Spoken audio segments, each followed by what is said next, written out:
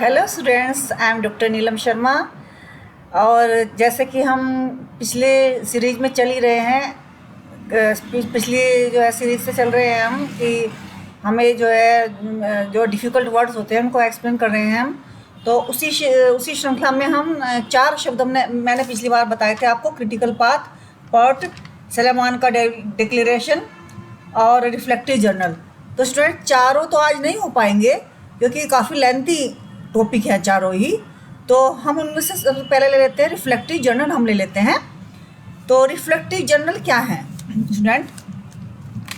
Reflective journal है, a reflective journal is a personal record used for reflecting on learning experience, thoughts and feelings often used in educational settings, है ना। अब हिंदी में भी देख लेते हैं इसको। चिंतनशील जर्नल रखना अपने आप के विचारों को, आपके भावनाओं को, व्यवहारों को, विचारों को नियमित रूप से संरचित और जानकर तरीके से जानबूझकर तरीके से जांचकर अपनी आत्म जागरूकता को गहरा करने का एक तरीका है। ठीक है। तो reflective journals are personal records of students learning experience. तो क्या है स्टूडेंट्स? चिंतनशील जर्नल क्या है? अपने विचारों, भावनाओं को और व्यवहारों को नियमित रूप से एक जगह लिखना या इकट्ठा करना, लिख करके इकट्ठा करना, इसको हम रिफ्लेक्टिव जर्नल कहते हैं। अब इसकी जो है रिफ्लेक्टिव जर्नल बना कैसे है? रिफ्लेक्टिव जर्नल को हिंदी में क्या कहते हैं? इसको जो है इसकी उत्पत्ति कैसे हुई? तो इसको हिंदी में कहते हैं दैनिक लेख। जर्नल को दैनिक लेख, और रिफ्लेक्टिव तो आप जानते हैं चिंतनशील कहते हैं। अब फिर जो जर्नल है कैसे बना है? फ्रेंच शब्द जूना से व्युत्पन्न हुआ है जिसका अर्थ है दैनिकी, यानी कि रोजाना, है ना। अब आता है पर्पस एंड बेनिफिट्स। इसके क्या पर्पस हैं और बेनिफिट? आखिरकार हमें रिफ्लेक्टिव जर्नल बनाने का बीएड के स्टूडेंट्स को या किसी भी स्टूडेंट्स को बनवाने का, स्टूडेंट्स को बनाने का क्यों ज़रूरत पड़ी, क्यों हमें उसकी आवश्यकता हुई? तो सबसे पहला जिसका पर्पस और बेनिफिट है personal reflection. Personal reflection encourage students to think deeply about their experiences, connecting them to their emotion, thoughts and learning, है ना। दूसरा है सेल्फ अवेयरनेस। तीसरा है इम्प्रूव्ड लर्निंग। चौथा है प्रोफेशनल डेवलपमेंट। पांचवा है इनहेंस क्रिटिकल थिंकिंग।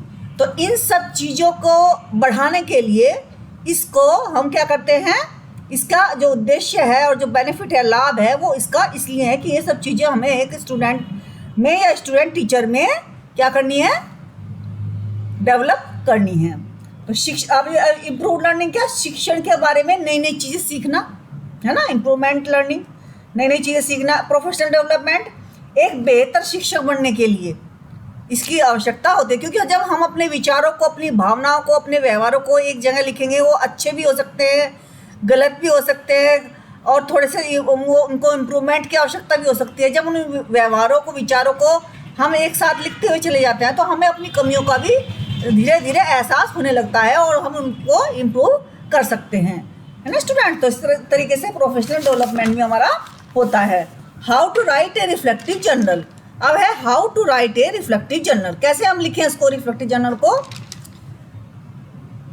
सबसे पहले क्या करेंगे, आइडेंटिफाई एन इवेंट और एक्सपीरियंस। जिस भी चीज़ पर हम रिफ्लेक्टिव जर्नल हम तैयार करना चाहते हैं, सबसे पहले हम उस इवेंट को हमें जानना होता है, आइडेंटिफाई करना होता है। जैसे कि फिर डेस्क्राइब द इवेंट, फिर उसको हम डेस्क्राइब द इवेंट, उस इवेंट को जो हम समस्या लेंगे। इवेंट का मतलब है कोई भी जिसके बारे में भी हम रिफ्लेक्टिव जर्नल लिखना चाह रहे हैं, वो घटना या कोई जो है एक्सपीरियंस। फिर है किस नई, जैसे किस हमने क्या किया कि अपनी कक्षा में नई शिक्षा रणनीति का उपयोग किया।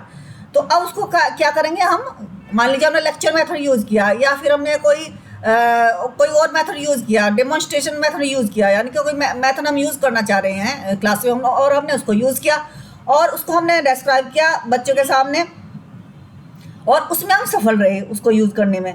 तो फिर क्या होगा? और बच्चों ने इंटरेस्ट लिया, तो ये क्या होगा, डिस्क्राइब द इवेंट, कि हमने उस चीज़ को, इवेंट को हमने डिस्क्राइब किया। अब आता है reflect on the experience.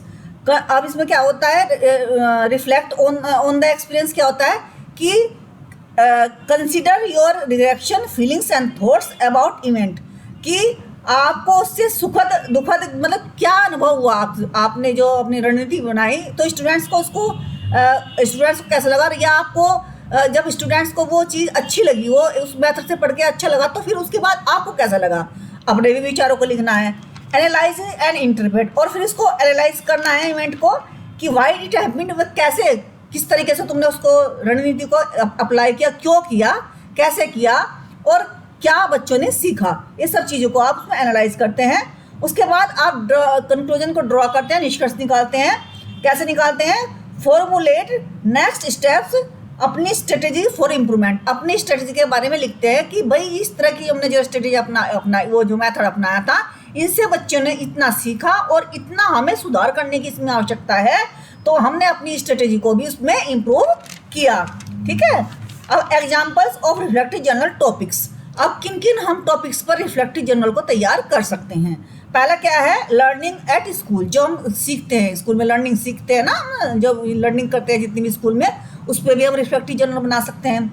Personal growth पे कि हमें किन किन चीज़ों की जो है इम्प्रूवमेंट करना है, हमें कौन सी कौशल, कौन सी रणनीतियाँ, कौन सी स्ट्रेटेजी, कौन सी जो है मैथड्स यूज़ करना है बच्चों को पढ़ाने के लिए, है ना, उन चीज़ों को पर्सनल ग्रोथ। फ्यूचर गोल्स, कि हमें ये चीज़, हम जो बच्चों को पढ़ा रहे हैं, फ्यूचर गोल्स में क्या है कि हमारे बच्चे कितनी जो है अच्छी उससे परसेंटेज से जो है हमारे बच्चे जो है कितनी अच्छा उसको क्या कर पाएंगे, फ्यूचर गोल्स, कि ये बच्चे भविष्य में इस दिशा में या इस उसमें अच्छी तरह से उनका डेवलपमेंट होगा। ठीक है। फिर टीचिंग प्रैक्टिस में हम हमारी वो जो है टीचिंग प्रैक्टिस को भी ले सकते हैं, जब हम पढ़ाने के लिए जाते हैं, कहाँ जाते हैं, इंटर्नशिप के लिए।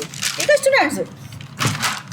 फिर है in essence A reflective journal is A valuable tool for self discovery learning, professional growth, allowing individuals to professional growth, allowing individuals to explore their experiences and develop a deep understanding of themselves and their learning process।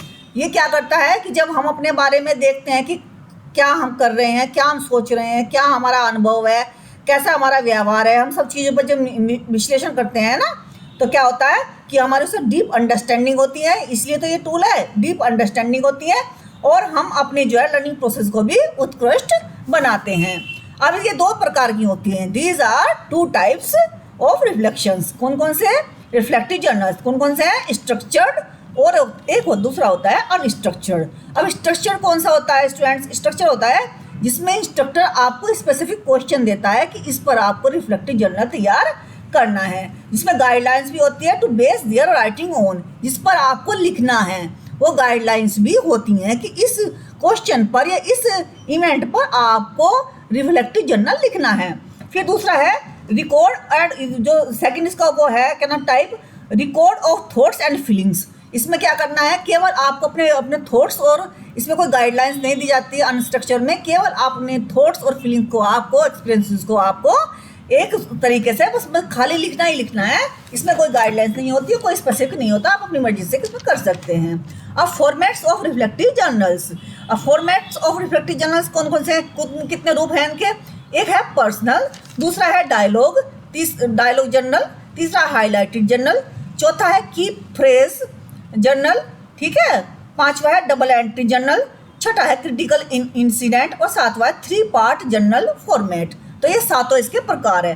Personal में क्या होता है students अपने जो है क्या करते हैं, स्टूडेंट्स अपने जो एक्सपीरियंसेस होते हैं वो पीरियोडिकली टीचर्स को सबमिट करते हैं इसमें, और फिर टीचर के द्वारा जो मतलब सबमिट किया जाता है, जैसे कुछ सर तुम्हारे इंस्ट्रक्टर ने आपको कुछ दिया, तो आपने उस पर लिखा, कुछ विचारों को लिखते रहे आप हर वीक में एक बार या 6 दिन 2 महीने में एक बार, जिस तरह जो भी आपका फॉर्मेट होगा उस तरीके से आप लिखते रहे, तो जो एक ऐसे टाइप आपका तैयार होगा, जो उसमें जो एक्सपीरियंस आपके तैयार होंगे, और जो आपको लास्ट में एक ऐसा लिखने के लिए दिया जाएगा, उसी संदर्भ में, तो आपको ये मिलाकर देखा जाता है कि दोनों में क्या सिमिलरिटीज है और क्या डिफरेंसेस हैं।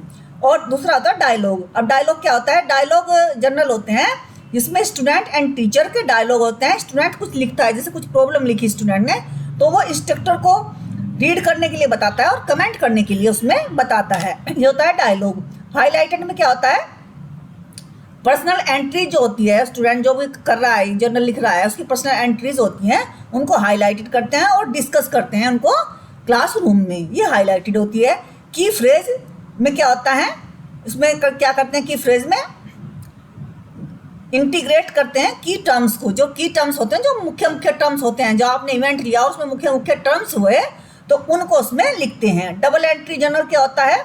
1 पेज पे एंट्री लिखते हैं ईच वीक और express their personal thought on the left page. और लेफ्ट पेज पे पर्सनल थॉट लिखते हैं अपने, और फिर जो है ऑन द लेफ्ट पेज, और फिर class discussion on the second, अपने विचार लिखे और फिर उनको ही, उन विचारों को हमने डिस्कस किया क्लासरूम में। और जो डिस्कस करने के बाद जो उनका निचोड़ आया, जो क्रक्स उसका आया, वो उसको हम लिखेंगे राइट पेज पर। अब नेक्स्ट आ गया 7th 3 पार्ट जर्नल फॉर्मेट। अब इसके 3 पार्ट होते हैं 3 पार्ट वाले में। पहला तो है टॉप मोस्ट सेक्शन, दूसरा है मिडल ऑफ द पेज, फिर तीसरा है एप्लीकेशन सेक्शन।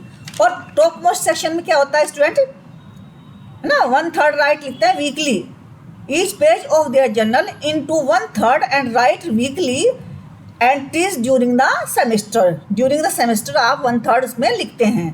अब मतलब 3 बांट लिया, 3 जगह बांट लिया उसको। अब पहले पे क्या लिखेंगे आप?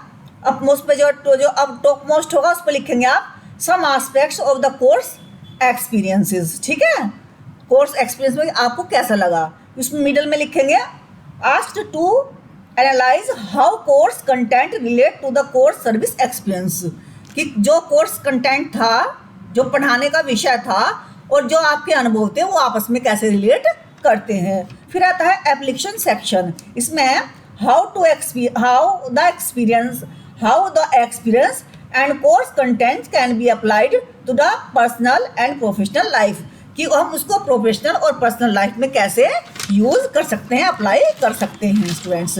फिर आता है उदाहरण। जैसे उदाहरण हम दे सकते हैं, जैसे बीएड में रिफ्लेक्टिव जर्नल, प्रावर्तक जर्नल भी इसको बोलते हैं। विद्यार्थी अपने शिक्षण अनुभव पर विचार करते हैं और अपनी समझ को विकसित करते हैं। ठीक है, यह उन्हें अपने शिक्षण के बारे में सोचने सीखने की प्रक्रिया पर विचार करने और भविष्य में बेहतर शिक्षण कैसे करें, इस पर ध्यान देने के लिए अवसर देता है।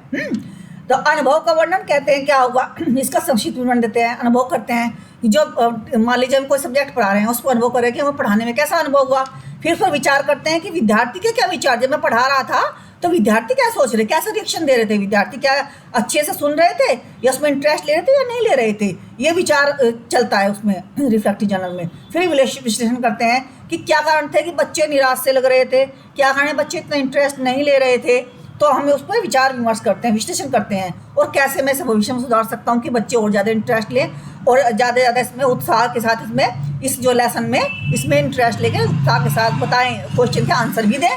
फिर निष्कर्ष कैसे है कि जो हमने अनुभव किए कि भाई इस तरह का माहौल जो है, हो सकता है क्लास का वातावरण इस टाइप का ना हो, जो मतलब नॉइजी हो, इस वजह से हो सकता है बच्चे इंटरेस्ट ना ले रहे हो। तो ये कई सारी चीज़ें होती हैं, ये बच्चों को पाठ समझ में नहीं आ रहा हो या थोड़ी सी डिफिकल्ट हमारी टीचर की लैंग्वेज हो, तो ये भी कारण हो सकता है। तो निष्कर्ष निकालते हैं हम और तो पहुँचते हैं कि भाई इन चीज़ों में सुधार करना है, तो ये निष्कर्ष होता है। अब उदाहरण भी देख लेते हैं।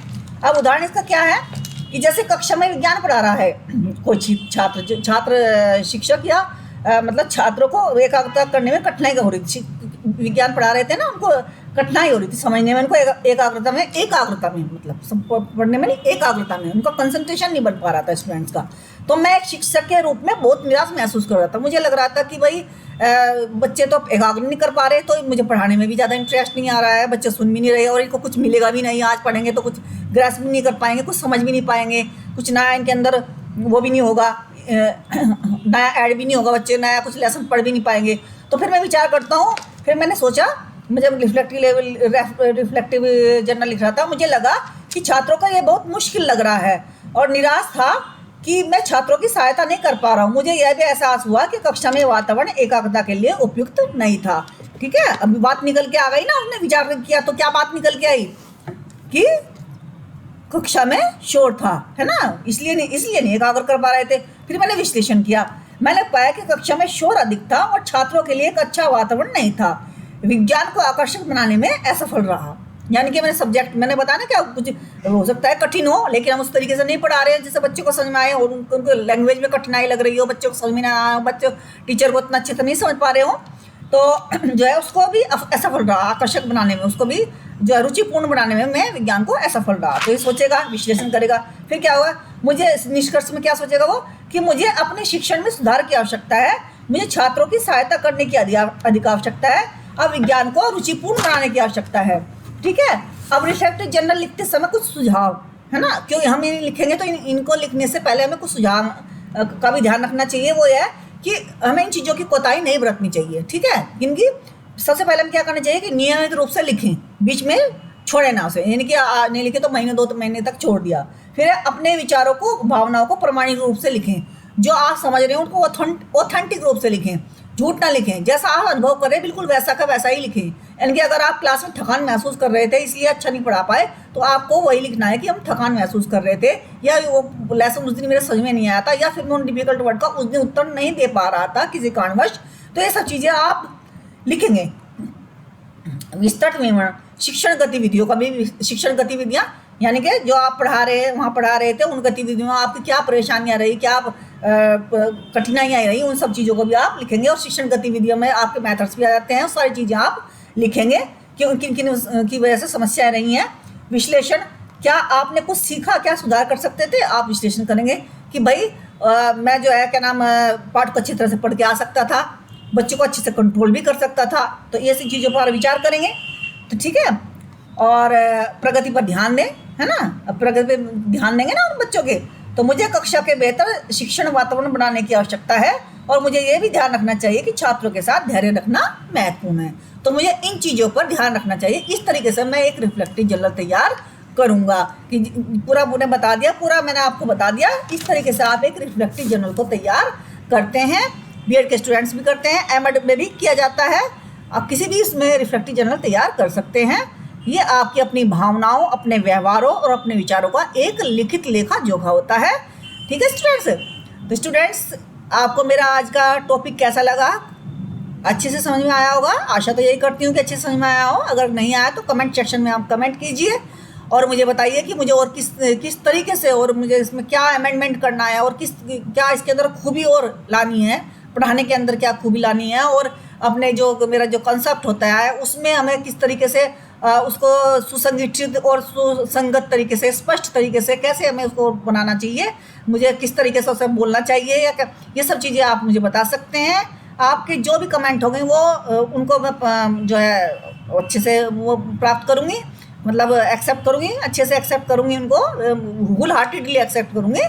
और स्टूडेंट्स आप अपने माता पिता का सम्मान कीजिए, अपने टीचर्स का रेस्पेक्ट कीजिए, अपने छोटों का ख्याल रखिए, छोटों को प्यार कीजिए, और अपनी सेहत का ध्यान रखिए। यूजीसी नेट के लिए पूरे मन से तैयारी कीजिए। ऐसा कोई कार्य नहीं है जीवन में जिसे हम करना चाहें नहीं हो।